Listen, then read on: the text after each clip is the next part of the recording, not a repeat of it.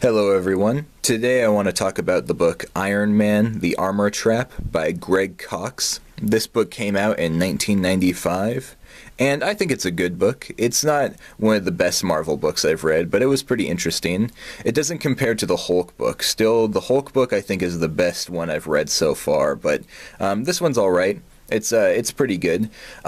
I don't really know a whole lot about Iron Man, to be honest. I mean, I've seen all the Iron Man movies and the Avengers and stuff, so I know that much about him. And I've read the Civil War comic books. I read those when they came out. But outside of that, I really don't know a whole lot about Iron Man.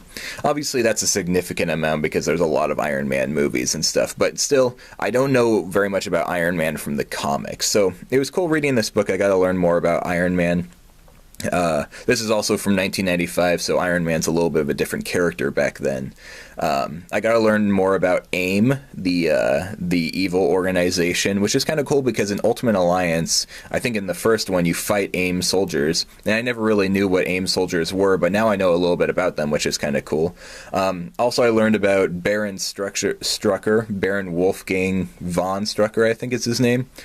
He's a leader of Hydra, and he also has like these sickly powers where he can spread disease. So I got to learn about that. That was pretty cool. There's also a little bit of War Machine in here. So I got to learn a whole lot about the Iron Man world, which was pretty cool. However, there were some things about this book that were a little bit disappointing. The story wasn't as bombastic. I mean, the Hulk book was so good, and I kind of every time I pick up a new Marvel book, I'm like, oh man, I hope this is as good as the Hulk book. And this one has a pretty interesting story. It takes some twists and turns that I wasn't expecting, but it definitely doesn't live up to the Hulk book. Hulk, What Savage Beast is an amazing book, and I'm hoping that there's more that live up to that. Also, another thing about this book that was a little bit disappointing was there's no comedy in it. I'm finding a lot of these books don't have the comedy elements I want. I mean, I didn't expect much comedy from the X-Men books, but like Spider-Man, I want more comedy in. There's hardly been any jokes in the Spider-Man books, and Spider-Man's kind of a comical character. The Hulk book had a couple of jokes, and Hulk's not even very much of a comical character, but Iron Man, from what I know of him from the movies, he's a funny character. You know, he's this playboy, narcissistic jackass who's constantly telling jokes in the movies, and that really didn't come across in the book at all. And as a matter of fact, in this book, he kind of comes across as a goody-goody.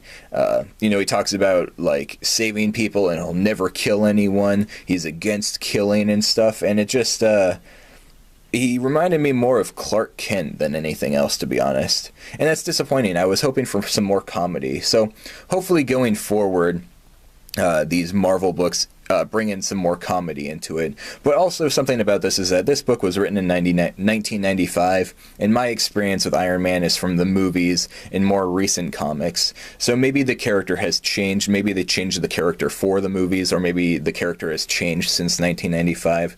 So maybe they added more comedy elements to him over the years. But in this one, he wasn't very funny at all. And also, his goody-goody aspect is kind of contradictory to what I know about Iron Man, because like I said, the only comics I really read with Iron Man in them were the Civil War comics, and I kind of saw Iron Man as a bad guy in Civil War. I mean, he was pro-registration, and he pretty much forced Peter Parker to reveal his identity as Spider-Man. So I kind of always saw Iron Man as, like, the bad guy in disguise as a good guy, you know?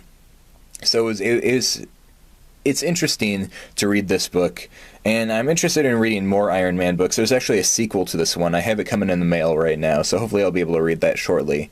But I'm interested to learn more about Iron Man because he is an interesting character, and I hope that they bring in some more comedy elements that I know from the movies in there. But overall, I think this book was good. I couldn't predict the story. Like, something happened early on in the book, and I was like, I know exactly what's happening in the story. But I was totally wrong, and that's good. I like not being able to predict the story. And like I said, it was a good enough book to get me to keep turning the pages, and that's what matters. As long as I'm not bored while reading the book, and, like, as long as it's not a chore to pick up the book and read it, it's a good book, and I did not have a problem reading this book.